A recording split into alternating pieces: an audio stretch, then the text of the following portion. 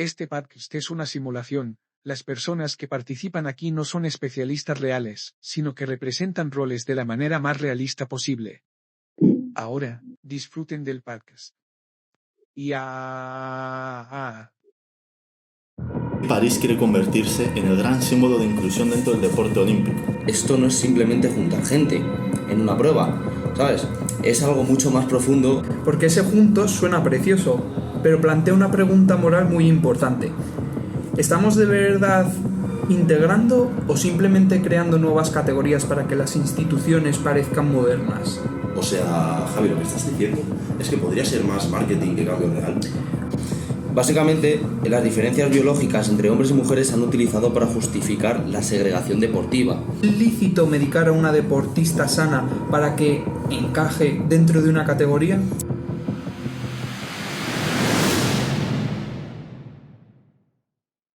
Ella, que solo quería ser vista, sin afán de coronarse, como la única en la lista. Ella, que es icono feminista, que promueve paz e infinidad. Bienvenidos a Bombazo en Juego. Bienvenidos a todos, chicos y chicas. Hoy os traemos un podcast muy interesante. En primer lugar, vamos a presentaros al equipo, a los invitados de hoy. Tenemos a Jorge. Buenos días, Jorge. Buenos días, Fran. ¿Qué tal estás? Muy bien, muchas gracias. Con ganas de empezar este podcast. ¿Cómo te encuentras? Yo estoy bien, con ganas de contaros todo lo que sé. Así me gusta. Tenéis que saber que Jorge es un experto en deportes y reglamentación. Él nos traerá todos los detalles técnicos de las 18 pruebas mixtas que veremos en París, desde el tiro con arco hasta los relevos de natación, y nos explicará cómo se diseñan estas competiciones para romper con la visión tradicional. Además contaremos con Javi, nuestro experto en ética y moral. ¿Qué tal, Javi? ¿Cómo estás? Hola, Fran, buenos días. Pues muy ilusionado a ver qué sale de este podcast. Muy bien, muy bien. ¿Algún pequeño adelanto que nos quieras hacer? ¿Un pequeño spoiler? Bueno, no quiero hacer spoilers, a ver qué tal va saliendo, pero muy interesante. Muy bien, Javi, muy bien. Contamos contigo. Tenéis que saber además que con él profundizaremos en lo que significa realmente la equidad en el deporte y si estas innovaciones son el camino correcto para una sociedad más justa, o si aún quedan dilemas morales por resolver en la competición, que seguro que sí, pero bueno, ya lo veremos. Se vienen muchas cositas hoy. Y luego, como invitado especial, es un placer presentaros a Ángel. ¿Qué tal, Ángel? ¿Cómo estás? Hola, buenas, ¿qué tal? Muy bien, muy bien. Espero que tú también, que te sientas cómodo con nosotros y que nos compartas mucho contenido valioso. Tenéis que saber que Ángel es un fisiólogo experto y que nos ayudará con una visión muy necesaria en el día de hoy. El enfoque feminista y el empoderamiento. Bueno, y resumiendo, hoy en el podcast vamos a desgranar lo que se viene en los Juegos Olímpicos de París 2024. Estamos hablando de un despliegue masivo. 329 pruebas, ojito al dato, entre finales de julio y agosto. Pero más allá de los números, hay algo que me llama muchísimo la atención.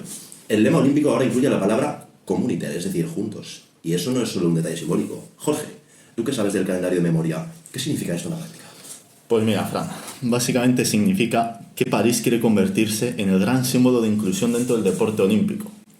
No es solo que quiere aumentar el número de atletas femeninas, que también, sin rediseñar nuevas pruebas, para que hombres y mujeres compitan bajo una misma bandera y por la misma medalla. Es un cambio de enfoque. Pasamos de competir separados a competir cooperando. O sea, no es solo igualdad numérica, sino una nueva forma de entender el espectáculo deportivo. Exactamente es eso.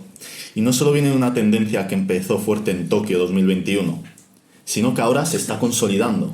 El propio Comité Olímpico Internacional lleva años diciéndonos que el futuro del olimpismo pasa por una igualdad real y visible. Y ahí es donde esto se vuelve más interesante, Fran, porque desde mi perspectiva como fisiólogo, pero también como defensor de la igualdad, esto no es simplemente juntar gente en una prueba, ¿sabes? Es algo mucho más profundo donde es usar el deporte como una herramienta social. ¿En qué sentido? Básicamente, las diferencias biológicas entre hombres y mujeres se han utilizado para justificar la segregación deportiva. Por allí en esos tiempos se decía como que no rinden igual en términos absolutos, sino que se deben de competir separados. Pero ahora estamos viendo un cambio de mentalidad, ya que el objetivo no es negar esas diferencias, sino diseñar competiciones donde no se generen desigualdad de valor.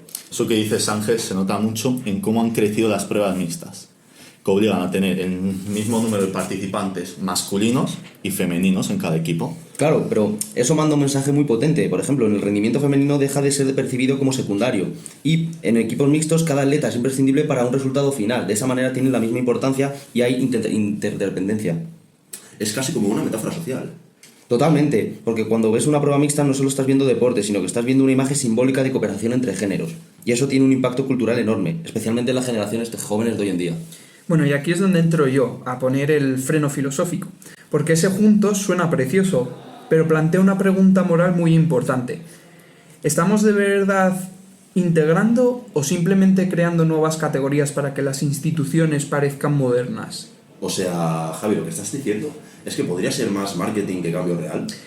No necesariamente, pero es una cuestión legítima. La igualdad no solo se mide por mezclar atletas en una prueba, también se mide en recursos, visibilidad mediática, salarios, oportunidades y poder dentro de las estructuras deportivas. Sí, ahí te doy toda la razón, porque en el cambio en la pista es solo una parte del proceso, pero también tienes que pensar que los cambios simbólicos suelen ser el primer paso para transformaciones más profundas. Esto, Ángel, es lo que ha pasado siempre en el olimpismo. Primero se cambia el formato y luego aparece un cambio en la cultura. Pues fijaos qué buen punto de partida nos queda. París 2024 no es solo una edición más de los Juegos Olímpicos, es un experimento social en directo, donde se está redefiniendo qué significa competir juntos. No se muevan, porque comenzamos este debate. Bien, ya tenemos el contexto general, ahora vamos a lo concreto. Jorge, danos ejemplos claros de esas pruebas mixtas que vamos a ver en los Juegos Olímpicos de París 2024. Pues mira, Fran, hay bastantes interesantes. La primera es que vuelve el tiro con arco por equipos mixtos, ¿vale? Esta prueba fue un éxito en Japón porque combinaba precisión, coordinación y precisión psicológica.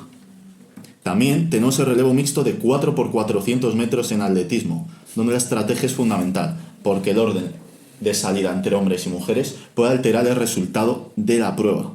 Y otra de las más llamativas es el judo por equipos mixtos. Hay 6 combates, 3 combates de hombres y 3 combates de mujeres. Y por cada victoria que obtenga cada participante se suma un punto para el equipo. Este formato de judo suena casi como una competición de ajedrez, pero con llaves y predicciones. Totalmente, te doy la razón. Porque no gana necesariamente el equipo con atletas más fuertes, sino el que distribuye mejor sus combates y gestiona la presión colectiva. Y ahí es donde la fisiología se vuelve muy importante y es increíble, Fran. Por ejemplo, en el judo mixto, aunque los combates siguen siendo por categorías de peso, para mantener la seguridad y la equidad física, el resultado final depende del conjunto. Es decir, no importa si un combate lo gana una mujer o un hombre, sino que cada punto va a valer lo mismo para los dos. O sea, el rendimiento individual, digamos que como que se diluye dentro del rendimiento colectivo, ¿no? Exacto, es como que el gran cambio conceptual del deporte mixto es como que pasemos de comparar cuerpos a integrar capacidades. El Comité Olímpico Internacional obliga a que los equipos tengan el mismo número de hombres y mujeres precisamente, para asegurar ese equilibrio simbólico y competitivo. Y eso que dices, Ángel, introduce un componente táctico brutal, porque los entrenadores tienen que pensar ya no solo en el nivel individual de cada atleta, sino cómo se complementan esos atletas dentro del equipo para poner un perfil u otro en los combates. Claro, pero aquí surge la gran pregunta. Si ya existen equipos mixtos, entonces ¿por qué seguimos separando tanto las competiciones? ¿Por qué no competir todos contra todos en todo? Cuéntanos, Ángel. Vamos a ver, desde la ciencia tradicional la respuesta es bastante clara. En los deportes de rendimiento depende mucho de la fuerza máxima, de la velocidad o de la potencia. Los niveles de testosterona influyen significativamente en la musculatura y en la capacidad explosiva. Esa es la diferencia media entre hombres y mujeres. Es lo que históricamente ha justificado las categorías separadas. O sea, digamos que es como la explicación fisiológica clásica, ¿no? Sí, pero aquí entra la otra cara de debate, que es la social y la feminista. Por esa segregación de hormonas, entre comillas, es cada vez más cuestionada, no tanto porque las diferencias biológicas no existan, sino porque se ha utilizado durante décadas como un argumento para limitar la participación femenina. O incluso esto también sirve para sospechar de ciertas atletas, ¿no? Exactamente. Un ejemplo claro tenemos el de Caster Semenya, que produce niveles elevados de testosterona de forma natural. A ella se le llegó a exigir que se sometiera a tratamientos hormonales para poder competir en su categoría.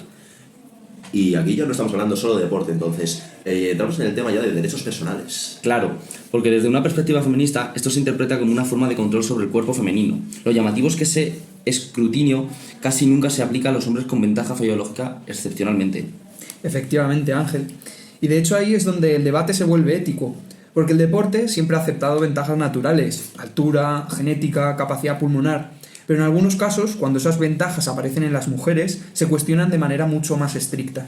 Exacto, y es por eso que las pruebas mixtas no son tan importantes, porque cambian el enfoque. En lugar de obsesionarse con medir diferencias biológicas, el foco pasa a centrarse en tanto en la cooperación y en el rendimiento conjunto. O sea, que en el deporte mixto no se elimina solamente el debate sobre la biología, sino que cambia completamente la forma de abordarlo. Justo como tú dices, y probablemente ese cambio de enfoque sea uno de los mayores legados de París 2024. Bueno, llevamos ya un montón de cosas interesantes vistas. Hasta ahora hemos visto cómo funcionan estas pruebas y el trasfondo científico que tienen. Así que en el siguiente punto lo que vamos a tratar, vamos a entrar en la parte más delicada, por lo que la gente ha clicado en este vídeo para ver este podcast. La frontera entre fisiología, ética y la controversia en el deporte de élite. No se muevan, porque volvemos enseguida. Bueno, volvemos. Y después de hablar de ciencia, de las pruebas mixtas y de los dilemas biológicos, toca mirar hacia otro terreno igual de importante, el de las instituciones. Porque al final, la igualdad en el deporte no se decide solo en la pista de los Juegos Olímpicos de París, sino también en los despachos, en quién pone las normas y en quién tiene el poder para cambiarlas. Así que ahora vamos a meternos de lleno en esta otra cara del juego, el liderazgo, la gestión y quién está realmente moviendo los hilos del cambio. Bueno, eso que mencionabas anteriormente, Ángel, sobre el caso de las atletas con ventajas biológicas naturales, plantea un conflicto ético enorme, porque al final la pregunta es muy directa. ¿Es lícito medicar a una deportista sana para que encaje dentro de una categoría? Exacto, Javi. Ese es uno de los grandes dilemas del deporte moderno y precisamente por eso es tan importante entender que la igualdad no se juega solo en la pista, sino también fuera de ella, en las estructuras de poder. Porque si las reglas se diseñan desde una mirada desigual, el resultado siempre va a tener sesgos. O sea que el verdadero cambio no es solo quién compite, sino quién toma decisiones. Totalmente. Y ahí hay iniciativas muy interesantes. Por ejemplo, en el Comité Olímpico Español, en colaboración con Iberdrola, lleva años impulsando programas de liderazgo femenino en el deporte. Sí, y eso es algo que quizás no conoce tanto la gente, pero es clave. Desde 2019 han formado a decenas de deportistas olímpicas y de élites en diferentes áreas como derecho, gestión empresarial y finanzas. O sea, están preparando a las atletas para que el día de mañana no solo compitan, sino que dirijan federaciones, organismos, proyectos deportivos, ¿no? Sí, básicamente es que el objetivo es que la mujer deje de ser solo la protagonista del espectáculo deportivo y también pase a un plano de ocupar los espacios de decisión, porque la igualdad real no se consigue únicamente con más participación, sino con más liderazgo. Y eso precisamente tiene una dimensión ética muy profunda, porque cuando las estructuras de poder son diversas, las normas tienden a ser más justas y representativas. Sí, justo, o sea, por eso estos programas no buscan solo formación técnica, sino empoderamiento. Se trata de dar herramientas para que las deportistas puedan influir en políticas deportivas, presupuestos, programas de desarrollo y modelos de competición. Entiendo. Y además esto conecta con una idea muy potente. No basta con que en París 2024 veamos hombres y mujeres compitiendo juntos si los despachos siguen siendo homogéneos, ¿no? Claro, o sea, la meta no es la igualdad que sea un elemento decorativo para los juegos, sino que se convierta en una norma estructural dentro del deporte y por extensión dentro de la sociedad. Esto que dices, Ángel, ya está... El mensaje que nos quieres dar está calando ya bastante. Por ejemplo, el programa de divulgación Igualdad en el Deporte ya ha recogido numerosas universidades españolas con mesas redondas, talleres y debates que han tenido muchísimo seguimiento. Esto es importante, porque al final el cambio cultural empieza ahí, en cómo las nuevas generaciones entienden el deporte. Y no solo eso, Fran, también en cómo entienden la manera del deporte, porque cuando una joven deportista ve a una mujer dirigiendo una federación, cambia su percepción de lo que es posible. Exactamente, o sea, ahí es el verdadero legado, no solo más medallas femeninas, sino más liderazgo femenino. Pues fijaos qué conclusión tan clara nos queda en este bloque. La igualdad en el deporte no se mide solo en el cronómetro o en el marcador, sino también en quién escribe las reglas del juego. Y para terminar este debate vamos a mirar fuera del estudio y fuera de las instituciones, porque muchas veces estos cambios generan resistencia social. ¿Cómo lo está percibiendo la gente, Jorge? Pues mira, sorprendentemente, o quizá no tanto, la reacción general está siendo muy positiva. En redes sociales hay bastante entusiasmo con las pruebas mixtas, Fran. Un ejemplo muy claro es que el tenista Andy Murray, que hizo una encuesta preguntando si el público quería ver incluso competiciones mixtas en el deporte tradicionalmente separado como el golf. Y el resultado fue bastante contundente, ¿no? Pues sí, más del 80% de los participantes respondieron que sí. Y no solo fue un caso aislado del golf. Si miras comentarios y debates online, la tendencia es clara. Mucha gente ya no ve sentido a ciertas separaciones por género, especialmente en este tipo de disciplinas donde la diferencia fisiológica no determina el resultado. Ese dato la verdad que es muy significativo desde el punto de vista social, porque durante las décadas el deporte ha sido uno de los espacios más rígidamente segregados por el género. Y ahora vemos que la propia sociedad está pidiendo cambios más rápidos que las instituciones. Y fijaos, ahí aparece un fenómeno moral muy interesante. La ciudadanía parece ir un paso por delante de las estructuras deportivas. El foco ya no está tanto en quién tiene más fuerza o más testosterona, sino en ver un espectáculo que representa igualdad real, cooperación y justicia. O sea, el valor simbólico está ganando peso frente al puramente competitivo. Efectivamente, Fran. El deporte siempre ha sido un reflejo de los valores sociales dominantes y hoy vivimos en una sociedad que valora cada vez más la inclusión y la equidad. Y por eso los Juegos Olímpicos de París 2024 van a funcionar como un auténtico termómetro social. Las pruebas mixtas representan muy bien esa idea de igualdad moderna. No se trata de negar las diferencias biológicas, sino de construir un sistema donde esas diferencias no generen desigualdad de valor. De hecho, el propio Comité Olímpico Internacional insiste mucho en este mensaje, Ángel.